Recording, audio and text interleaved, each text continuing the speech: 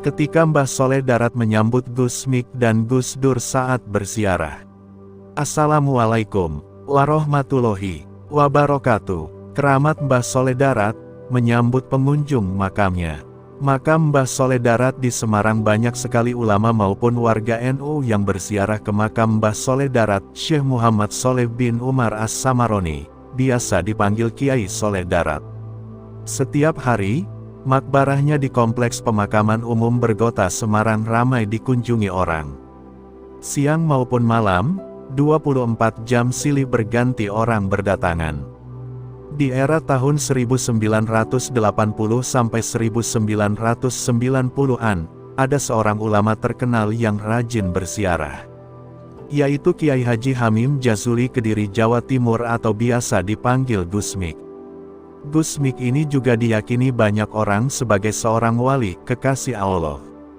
Dan sebagaimana umumnya waliullah, dia hobi ziarah di makam wali-wali Allah yang sudah wafat.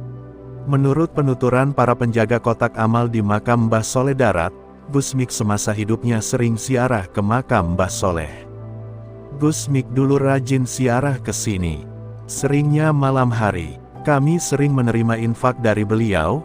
Tutur Budi, penjaga kotak amal di pintu masuk Cungkup Makbaroh Mbah Soleh. Sumiati, penjaga kotak amal dan toilet depan makam, juga membenarkannya. Iya, Gus Mik kadang mengajak Gus Dur kalau ziarah ke sini.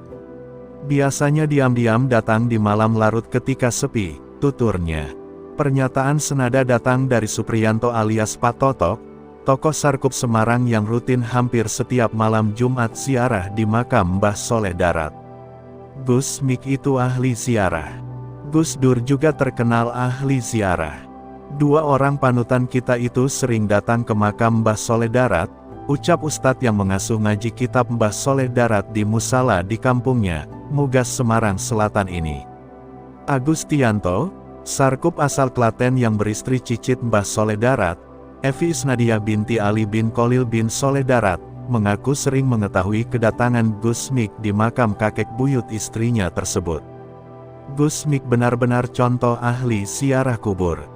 Beliau sering datang ke Semarang hanya untuk sowan Mbah Soleh Darat, ungkapnya. Apa yang dikatakan Agus sama persis dengan kesaksian Pak Totok maupun para penjaga makam Mbah Soleh Darat. Yaitu model ziarahnya Gus Mik lebih mirip orang sowan. Persisnya seperti pisowanan kaula kepada Raja Jawa. Seperti apakah? Dari semua kesaksian mereka, Gus Mik selalu memakai beskap dan belangkon setiap ziarah. Lengkap dengan bawahan jarik dari kain batik. Bukan memakai sarung, baju koko dan kopiah sebagaimana lazimnya orang lain. Dan ini yang istimewa, begitu dia mencopot sandal di pintu masuk kompleks makam Mbah Soleh, Gus Mik jongkok dan mengatupkan dua tangannya di depan hidungnya. Gus Mik berjalan sambil tetap jongkok ke arah pusara Mbah Soleh Darat. Sambil kedua telapak tangan tetap menelungkup menempel hidung dan kepala menunduk memandang ke tanah.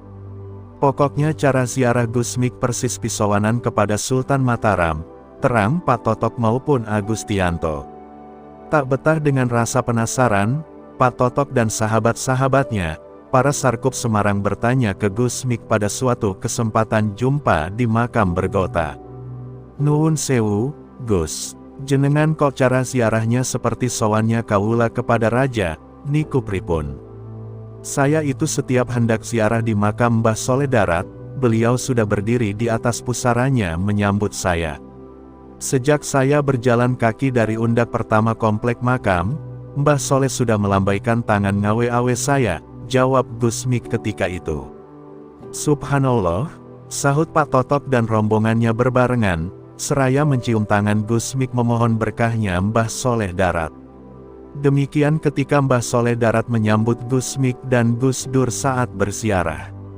Semoga bermanfaat. Terima kasih. Assalamualaikum warahmatullahi wabarakatuh.